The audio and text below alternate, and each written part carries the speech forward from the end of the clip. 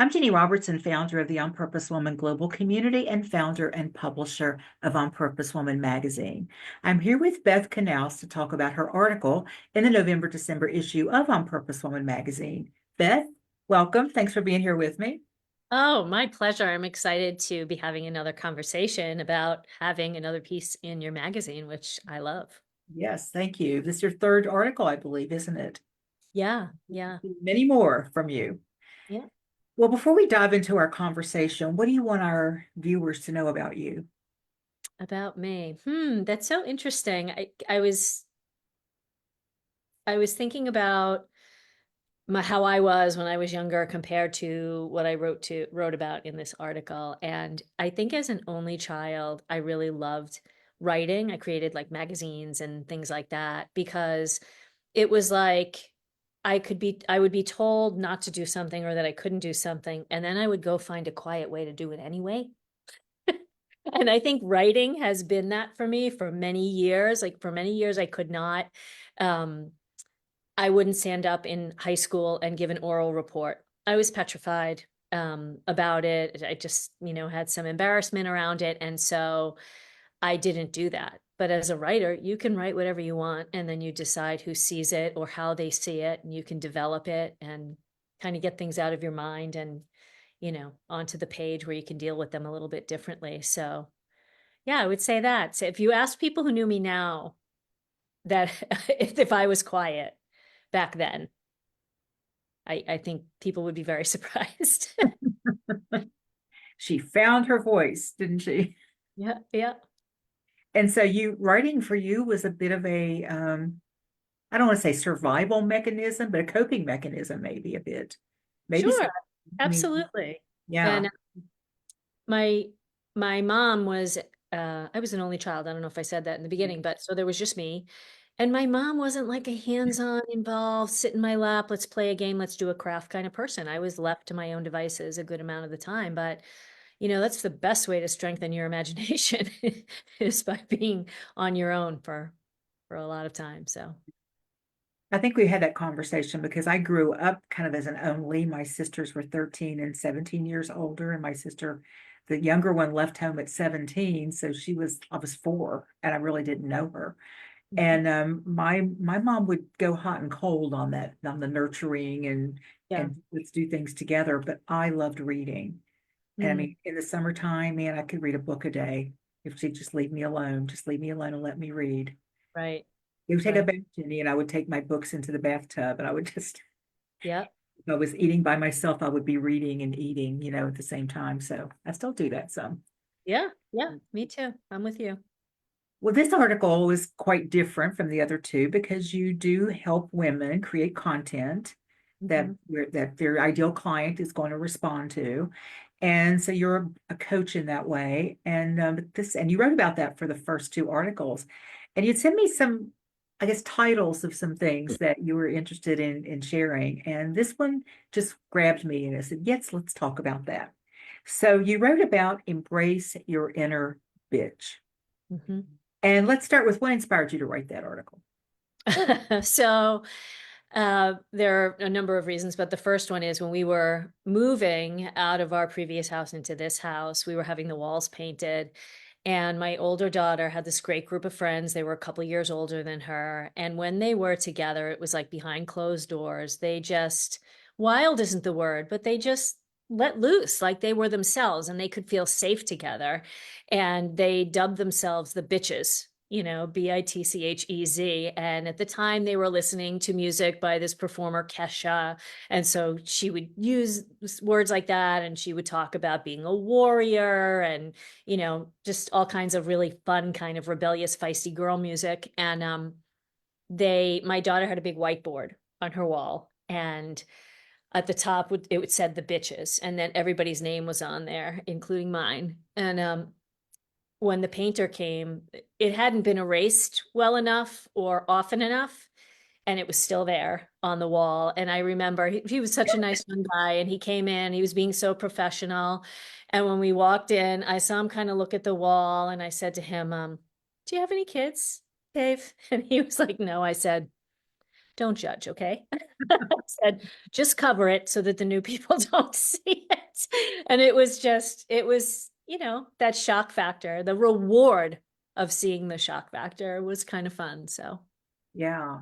And I do love that because there, you know, and we'll talk a little bit more about all the different ways that word can be used. yeah, But primarily we've seen it as an insult, right. right? Yeah. And sometimes thrown out in anger. And you did a little bit of a history on the word bitch. You want to say a little bit about that? Yeah, sure. I mean, I don't remember all the dates and times and things, but you know, of course, if you go in the dictionary, you can see that a bitch is a female dog. And there have been times when it's been looked at as somebody who was, you know, lascivious and just lewd and not anybody that you admired. And then later on, it was somebody, you know, who was powerful and sensual. And I like that piece of it because you can see that when people used that word, they chose it because they were intimidated Mhm. by that Yeah. power and sexuality, right? And I think that's a lot of it. And then in the 70s, it was kind of popular again, as you can kind of see that with, you know, women's lib and feminism and things like that. But when I think about that word, and I'm not going to say that I've never called somebody a bitch because I certainly have, but for me, I feel like there's always this little bit of admiration because I feel like for me, someone is saying it reactively because they're kind of surprised that you're not budging, that you're not Ah, getting into what they want and what they think you should be doing, that you're just really standing your ground and digging your heels in, you know? And I mean, if I think back to it, right, you think back to like high school years or college years or whatever, when people use that word, especially, and the worst thing is that women use it against women all the time, right? Is that it's like, she is not fitting in. She is not falling in line like the rest of us. Who does she think she is? And so, one of the things that stands out for me is, yeah, you know, I went through a divorce and there were times where I just set limits and boundaries. And I always felt like the bitch, right? And for me, saying that I felt like the bitch, I just felt like such a hardo, like unfeeling and you know, insensitive and that sort of thing. And the same daughter at one point said to me, Mom, if nobody's the bitch, nothing gets done. And I think about it all the time. And I'm like, you know what? It's okay. I'm okay if someone wants to call me that. There are worse names to be called than that. well, I was watching a TV show last night, a series on Netflix called Unbelievable. And my husband had started watching. He just saw it and started watching. He'd watched 4 of the 8 episodes, but he said to me after he watched 4 of them over, I was out a lot over the weekend. I think you'd really like this. And I realized it's been on my Netflix list for like 8 years. But he says if you want to watch it, I'll watch it again because he can tend to drift away sometimes and lose things and not catch everything. And so we started watching it last night. And I'm not going to go into what it's all about, but at one point there's these 2 female detectives in different precincts and they're coming together. Tony Collette's one of them, and I just love everything Oh, that I she's love in. her. Yeah. And the other woman, it was a new person to me, and I don't remember her name right now.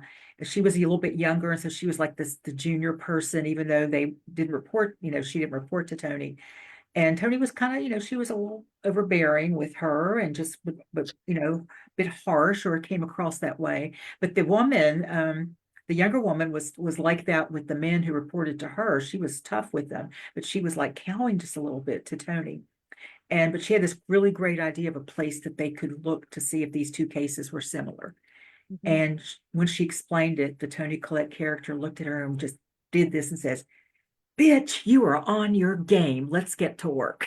Yep. And it was like the ice was broken. There was this, and I stopped the play, and I said to my husband, I love sisterhood Mhm. because that's what it sounded like. It was sisterhood. And you know, that's how it can be used. And I think it's like a word that we claim, we take it back and it takes the power out of it when somebody uses Yes. it against us. Would you agree with that? Absolutely. Yeah. Yeah. In fact, I have a couple of friends and I'm like, you know, I am somebody who takes a birthday month. And, you know, some people are like, I don't want to talk about my birthday. And I'm like, you know what? The older I get, the more aware I am that I don't know how many more birthdays I'm going to have. So I want the whole month. I let my family know ahead of time. Do you remember that it's birthday month? I So love I have it. friends who'd be like, oh my God, what's with the birthday month? And they have the same birthday in December. And I said to them, well, you're just jealous because you don't know how to dig your heels in and take a birthday month. So I'm kind of, they're younger than me, and I'm just kind of pushing them into the whole birthday month thing. So their birthday month is December. So I did just text them the other day and I'm like, yeah, bitches, it's time for birthday month. And I know sometimes where it's like, oh, it's Beth. But that's okay.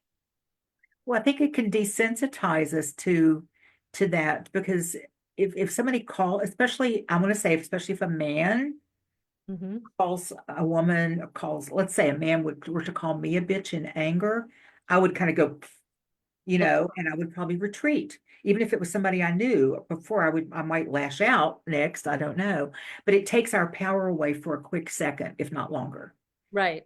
We have to regroup a little bit and kind of try to figure out things, make it about us. I wonder why they said that about me. What did I do? When it's really about them. And so I think when we keep those words back, they don't have any power over us. Right. To Right. use it. And Yeah. we, Oh, sorry. no, go ahead. I was talking in a group the other day, and just a small group of like four women, and we were talking about like what's our intention like for the next year, how do we want to feel, and that sort of thing. And I am saying that I think now more than ever for women, it's so important to think about communication and how do you want to communicate, and are you willing to start to say difficult things and to find a way to say them with direct compassion and respectful pushback. And those are the two things that keep coming to me, because it's, you have a right to say what you want to say.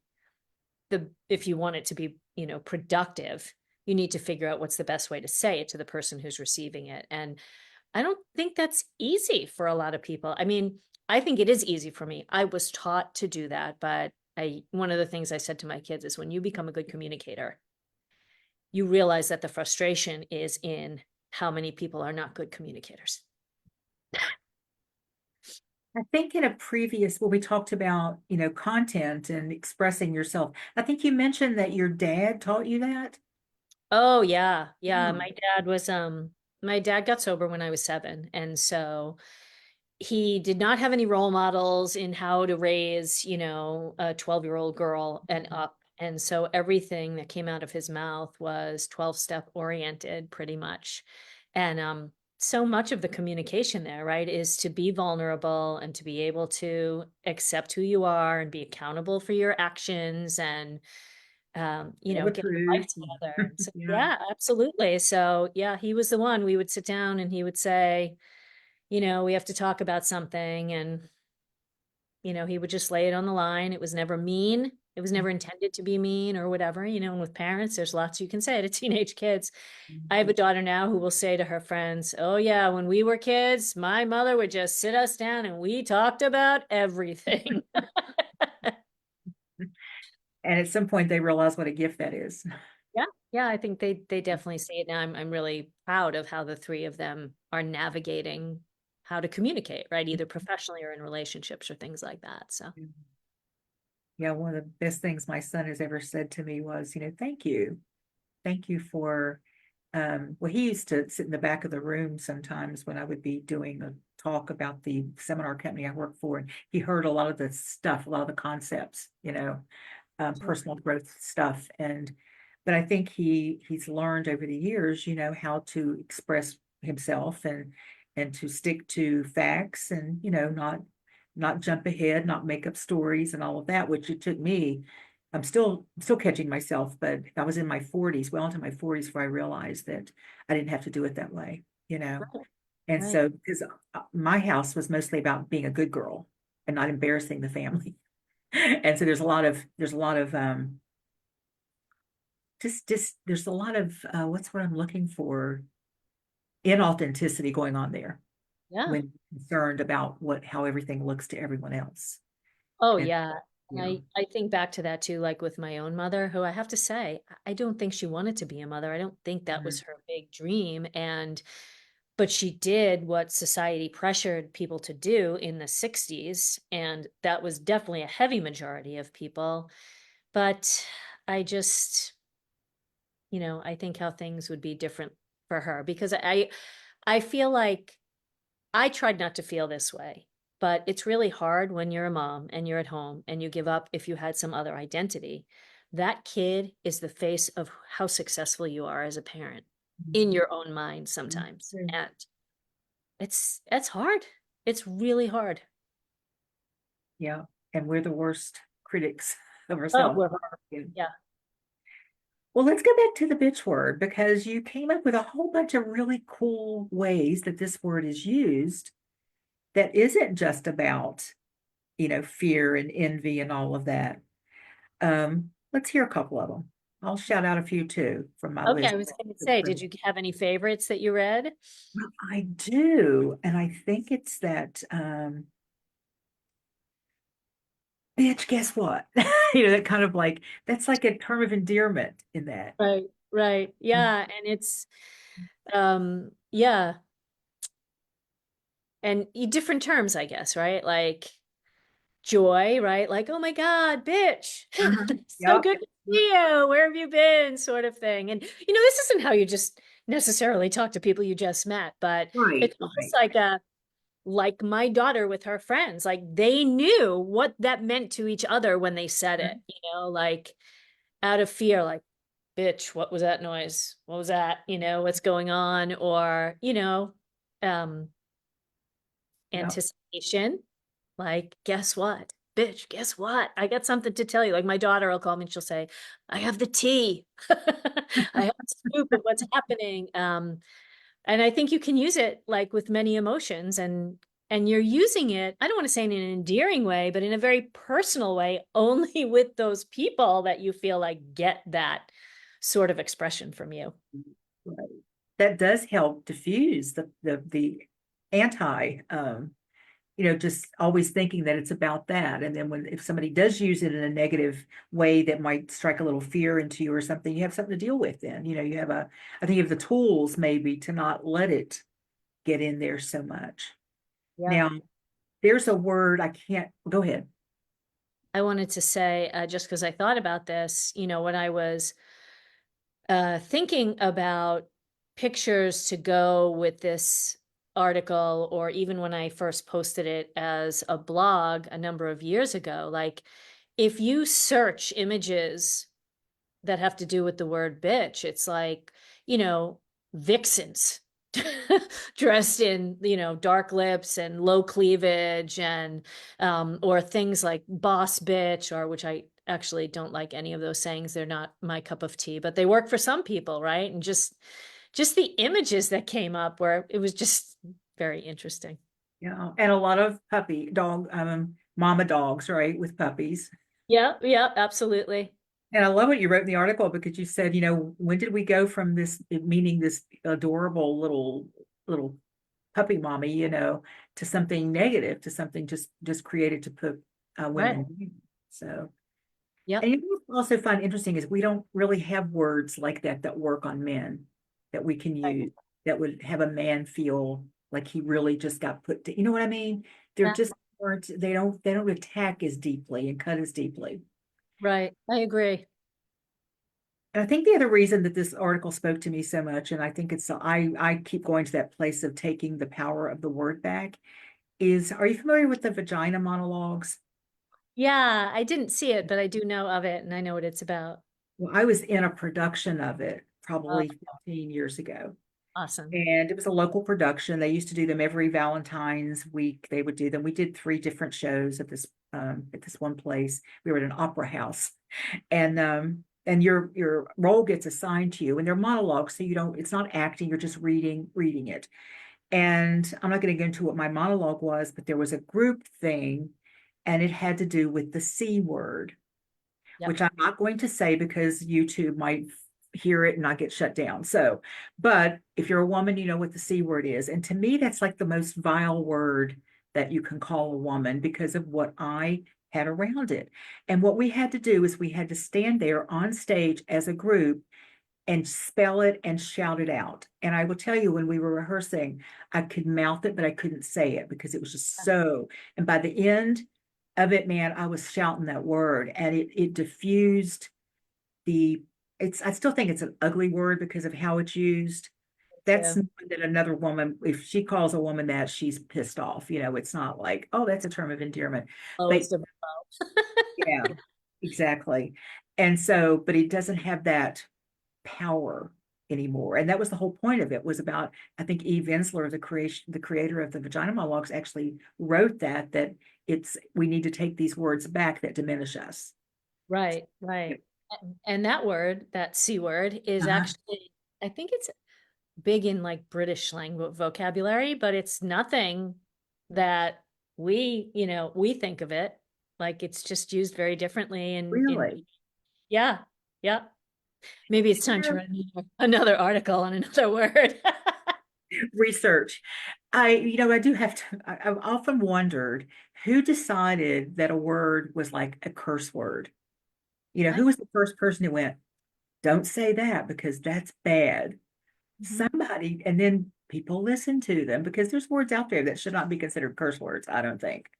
Most of them, actually, all of them. I don't know. Who got to decide though? That's for another article too. Would you work on that? Sure. So let's go back to along the way you started writing about really this idea of what a bitch is known for, and that's the positive side of being a bitch. Would you say a little bit about that, about what you see as the characteristics in a positive way? Yeah, I think it's, when you want to stand up in an otherwise kind of difficult situation where somebody else might not want to deal with what you're dealing with, but you deal with it, and you face it and you do the hard work.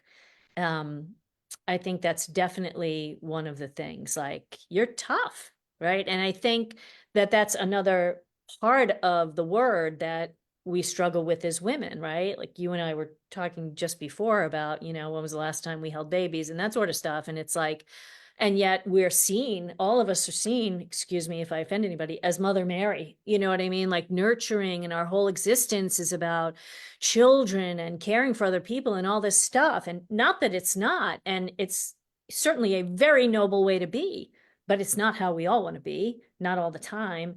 And sometimes we just have to be who we want to be, right? Create some boundaries and put our foot down. Yeah, yeah. Yeah. And in your article also, I think you said that you traced the word bitch back to like the 1400s when it started being used, and you said something like, more than likely some woman said no or took a stand and got labeled at Right. that. Yeah, And yeah, it's almost more about the person who's using the term than yes. you who's being called the term. It's like they are taken off guard and by surprise that you're not doing what they expected, wanted, or told you to do. So Mhm. really the issue is theirs. So what is the word for that person, really? I'm sure we could come up with a few, but we won't today. That's today. Oh, that's so funny. Well, I love this article and I want to thank you for sharing it. And I want to tell anybody watching this, you can read. Beth goes into more detail about the history and how it's being used and just the joy around having the freedom to claim this word for yourself in her article. And the link to that article is in the text of this video. Also, Beth, how can our viewers find out more about you? Well, so I have a website. It's www.that'saspade, all lowercase.com. And I am on Facebook and Instagram as That's a Spade, and also on LinkedIn as Beth Knaus. And I'd love to connect. And all those links are also in the text of this video. So anything coming up you want to let us know about? Um, Let me see. Do I have anything coming up? Not necessarily, really. Okay. Actually, after you and I chat today, a little bit of a break, but a lot of interviews and podcasts and things that I've been doing that will be out in social media if people want to hear more of what I have to say. Okay, great. Well, why don't you leave us with a final thought on this topic? I think that maybe think about ways you want to be a bitch or why, right? Mm-hmm. What would make you want to be that person, to be a little rebellious and brazen and just clear enough to own it, and just really say, people can think I'm being a bitch, but really I am using my boundaries and kind of setting the line down and expecting other people to respect it. Perfect. Thank you. Thank you so much. I appreciate you sharing your perspective on this bitch word and helping us all kind of actually make peace with it, maybe make it our friend, make it just another word, just another word. And thank you for sharing your wisdom and just being part of my life. I appreciate you. Thank you, Jenny, very much. And thank you for watching the Real Women, Real Purpose talk show. For more information on the On Purpose Women Global Community and magazine, you can go to my website, which is also in the text of this video, and that's opwgc.com. And for more interviews with amazing women living their lives on purpose and sharing their unique gifts on the planet, check out our YouTube channel, also in the text of this video. Thanks again for watching.